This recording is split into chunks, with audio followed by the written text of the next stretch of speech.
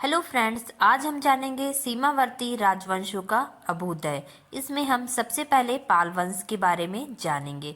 पाल वंश का संस्थापक गोपाल था। इस वंश की राजधानी मुंगेर थी। गोपाल बौद्ध धर्म का अनुयायी था। गोपाल कौन था? पाल वंश का संस्थापक था और इसकी राजधानी मुंगेर थी। गोपाल बौद्ध धर्म का अनुयायी था। इसने ओदंतपुरी विश्वविद्यालय की स्थापना की थी। पाल वंश के प्रमुख शासक थे धर्मपाल, देवपाल, नारायणपाल, महीपाल, नयपाल आदि। ये कौन थे? पाल वंश के प्रमुख शासक। पाल वंश का सबसे महान शासक धर्मपाल था। पाल वंश का सबसे महान शासक कौन था? धर्मपाल था, जिसने विक्रमशिला विश्वविद्यालय की स्थापना की थी। जो धर्मपाल था उसने विक्रमशिला विश्वविद्यालय की स्थापना की थी। पाल शासक बौद्ध धर्म के अनुयायी थे। जो पाल शासक थे वो बौद्ध धर्म के अनुयायी थे। गौड़ी रीत नामक साहित्यिक विद्या का विकास पाल शासकों के समय में हुआ था। जो गौड़ी रीत नामक साहित्यिक विद्या है उसका विकास पाल शासकों के समय में हुआ था। ओदंतपुरी बिहार के प्रसिद्ध बौद्ध मठ का निर्माण देवपाल ने करवाया था। जो ओदंतपुरी बिहार के प्रसिद्ध बौद्ध मठ का निर्माण देवपाल ने कराया था। कन्नौज के लिए त्रिपक्षीय संघर्ष पाल वंश, गुर्जर, परिहार वंश एवं राष्ट्रकूट वंश के बीच हुआ था। जो कन्नौज के लिए त्रिपक्षीय संघर्ष था वो पाल वंश, गुर्जर, प्रतिहार वंश एवं राष्ट्रकूट वंश के बीच हुआ था। इसमें पाल वंश की ओर से सर्वप्रथम धर्मपाल शामिल हुआ था। 11वीं सदी के गुजराती कवि सोठल ने धर्मपाल को उत्तरापद स्वामी की उपाधि से संबोधित किया था। जो 11वीं सदी के गुजराती कवि सोठल थे उन्होंने धर्मपाल को उत्तरापद स्वामी की उपाधि से संबोधित किया था। ओके, ये था पाल वंश की जानकारी। अब हम सेन वंश के बारे में जानेंगे। सेन वंश की स्थापना सामंत सेन ने राण में की थी। इसकी राजधानी नदिया लखनौती थी।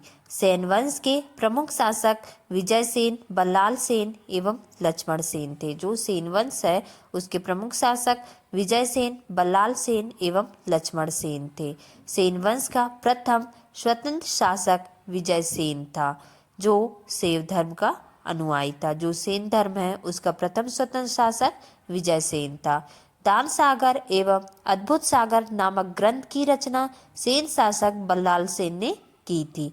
जो दान सागर एवं अद्भुत सागर ग्रंथ है उसकी रचना सेन शासक बल्लाल सेन ने की थी। अद्भुत सागर को लक्ष्मण सेन ने पूर्ण रूप दिया।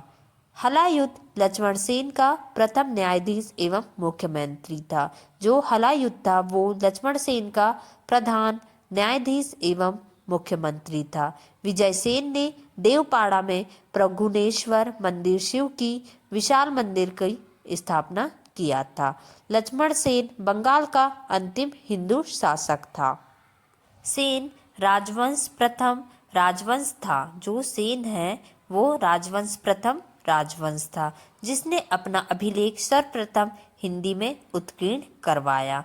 लक्ष्मण सेन की राज्यसभा में गीत गोविंद के लेखक जयदेव, पवनदूत के लेखक धौर्या एवं ब्राह्मण सर्वस्व के लेखक हलायुद्ध रहते थे। जो लक्ष्मण सेन की राज्यसभा थी उसमें गीत गोविंद के लेखक जयदेव थे, पवनदूत के लेखक धौर्या थे एवं ब्राह्मण सर्वस्व के लेखक हलायुद्ध रहते थे।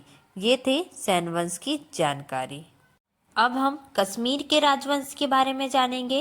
कश्मीर पर शासन करने वाले शासक वंश कालक्रम में इस प्रकार थे: कारकोट वंश, उत्पल वंश, लोहार वंश।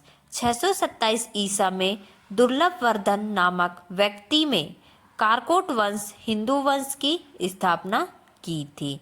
हैनसांग ने उसके शासनकाल में कश्मीर की यात्रा की थी। जो हैनसांग चीनी यात्री था उसके शासनकाल में कश्मीर की यात्रा की।